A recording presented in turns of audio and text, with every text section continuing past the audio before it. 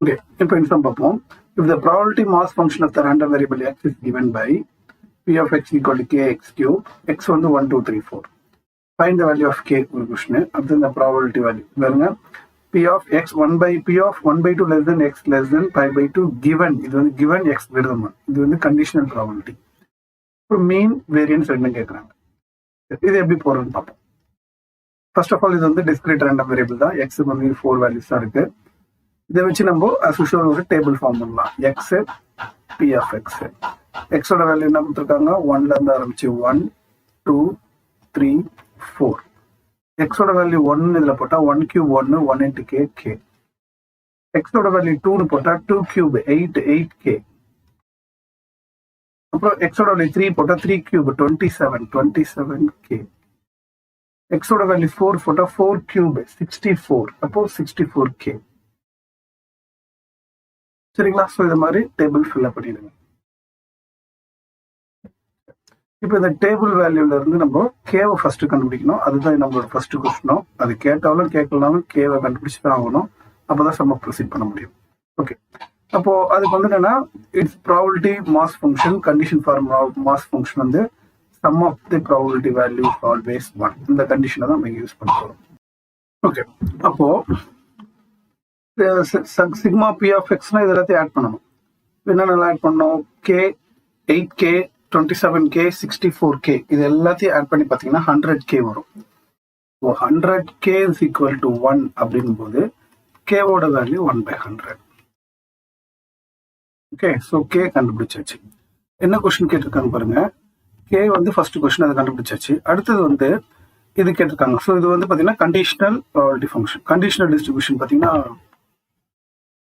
நம்மளுக்கு ஃபார்முலா தெரியும், இன்ட்ரடக்ஷன்லேயே கொடுத்துருக்கேன். கண்டிஷனல் ப்ராபபிலிட்டி வந்து பார்த்தீங்கன்னா P of A given B is equal to P of A intersection B divided by P of B provided P of B is not equal to 0. சரிங்களா? இதுதான் வந்து நம்மளோட conditional probability. இப்போ அதை தான் இங்கே கேட்டிருக்காங்க. அப்போ என்ன கேட்டிருக்காங்கன்னா, P of 1/2 less than x less than 5/2 given x greater than 1. இதுதான் வந்து அவங்க கேட்டிருக்காங்க. அப்போ இங்க என்னன்னா, இதை ஃபுல்லாத்தையும் நம்ம ஏன்னு எடுத்துக்கணும், இதை வந்து இந்த சைடு இருக்கிறத வந்து பின்னு எடுத்துக்கணும். சரி, ஒரு கன்வீனியன்ட்டுக்காக இந்த 1/2 வந்து 0.5 எழுதிக்கலாம். இது வந்து 0.5 less than x less than 2.5 given x greater than 1 இப்படி இருக்கு. சரி, இப்போ இதே தான். இப்போ நான் சொன்ன மாதிரி இது ஃபுல்லா ஏன்னு சொல்லிட்டேன், இது பின்னு சொல்லிட்டேன். அப்போ இந்த ஃபார்முலா படி நம்ம இது எப்படி எழுதலாம், P of A intersection B. அப்போ this intersection this 0.5 less than x less than 2.5 this intersection x greater than 1. P of A intersection B divided by P of B. P of B into the x greater than 1. Okay, சரி. இப்போ இதை நம்ம ரொம்ப கேர்ஃபுல்லா வந்து work பண்ணணும். இதை இந்த ரேஞ்சுக்கும் இன்டர்செக்ஷன் வேல்யூ, இன்டர்செக்ஷன் அர்த்தம் காமன் ரேஞ்ச் என்ன இருக்குன்னு தெரியணும். அது எப்படி நம்ம கண்டுபிடிக்கிறது சொல்றோம் பாருங்க. ஒரு இன்டர்வெல்ல வந்து 0.5 இங்க இருக்கு, அடுத்தது 1 இங்க இருக்கும், 2.5 இங்க இருக்கும். இப்போ அவங்க கொடுத்துருக்கிறது என்னன்னா, 0.5க்கும் 2.5க்கும் இன் பிட்வீன், 0.5க்கும் 2.5க்கும் இன் பிட்வீன். அப்போ இந்த ரேஞ்சு கவர் ஆகுது. ஓகே, சரி. இப்போ அடுத்தது என்ன கொடுத்துருக்காங்கன்னா, x greater than 1. X greater than 1னா அது இந்த ரேஞ்சுக்கு நடக்கும், 1க்கு மேல. எக்ஸ் கிரேட்டர் தென் 1னா இது ஃபுல்லாவே கவர் ஆகும். நல்லா அண்டர்ஸ்டாண்ட் பண்ணி எல்லாமே போயிட்டே இருக்கும். ஓகே, ஸோ இப்போ இதுல காமன் இன்டர்செக்ஷன் ரெண்டுமே காமனா இது மீட் பண்ற இடம் பாத்தீங்கன்னா, ரெண்டு கலருமே மிக்ஸ் ஆகிற இடம் பாத்தீங்கன்னா 1க்கும் 2.5க்கும் நடுவில். கரெக்ட் தானே? ஸோ அப்படின்னா இதோட காமன் ரீஜியன் வந்து பாத்தீங்கன்னா பி ஆஃப் 1 to 2.5. 1 to 2.5 எப்படி எல்லாம் 1 less than x less than 2.5. புரிஞ்சு போச்சு? இந்த ரேஞ்சுக்கும் இந்த ரேஞ்சை வந்து கிரீன் கலர்ல நான் பண்ணேன், அந்த ரேஞ்சை வந்து ப்ளூ கலர்ல பண்ணேன். இன்டர்செக்ஷன் ரெண்டுக்கும் காமன். அப்ப ரெண்டு கலரும் மிக்ஸ் ஆகிற போர்ஷன் எதுனா 1 to 2.5.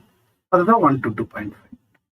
அந்த 1ல வந்து நம்ம 1 இன்க்ளூட் பண்ணக்கூடாது, ஏன்னா இது வந்து x greater than 1. X greater than 1னா எக்ஸ் 1க்கு மேல தாண்டிடுது, அப்போ இதுவும் ஈக்குவல் போடக்கூடாது. 2.5க்கும் ஈக்குவலா போடக்கூடாது, ஏன்னா இந்த 2.5 ஈக்குவல் வரல. சரிங்களா? Whole divided by P of X greater than 1. இந்த ரேஞ்சுக்கு தான் நம்ம ஒர்க் பண்ணணும். சரி, இப்போ மேல இருக்க டேபிள்ல கொண்டு வந்து அதை வச்சு கம்பேர் பண்ணி பார்க்கலாம். ஓகே, ஸோ இப்போ நம்மளுக்கு புரியுறதுக்காக மேல இருக்க டேபிள் எனக்கு கொண்டு வந்துட்டேன். இப்போ பாருங்க, 1க்கும் 2.5க்கும் நடுவில் என்ன ரேஞ்ச் இருக்கு அப்படின்றதான் பார்க்கணும். ஆனால் 1 இன்க்ளூட் பண்ணக்கூடாது, 2.5 இன்க்ளூட் பண்ணக்கூடாது, ஏன்னா ஈக்குவல்ட்டி இல்லை. ஸோ 1க்கும் 2ன்றது 2.5 இதை தாண்டிடுச்சு. அப்போ 2.5க்கும் நடுவில் பார்த்தீங்கன்னா வெறும் 2 மட்டும்தான் இருக்கு. ஓகே, ஸோ இந்த 2 மட்டும்தான் நம்மளுக்கு இருக்கு. அப்போ அந்த 2 மட்டும்தான் நம்ம மேலே எடுத்து போறோம். சரிங்களா? ஸோ அப்படின்னா P of X is equal to 2 மட்டும்தான், ஏன்னா 1க்கும் 2.5க்கும் நடுவில் வந்து 2 மட்டும்தான் இருக்கு. அதை எழுதிட்டேன். Divided by X greater than 1. X greater than 1னா என்னது? கிரேட்டர் than 1னா 1 சேர்க்கக்கூடாது, 2, 3, 4 மூணுமே இருக்கு. அப்போ கிரேட்டர் than 1ல P of X is equal to 2 plus P of X is equal to 3,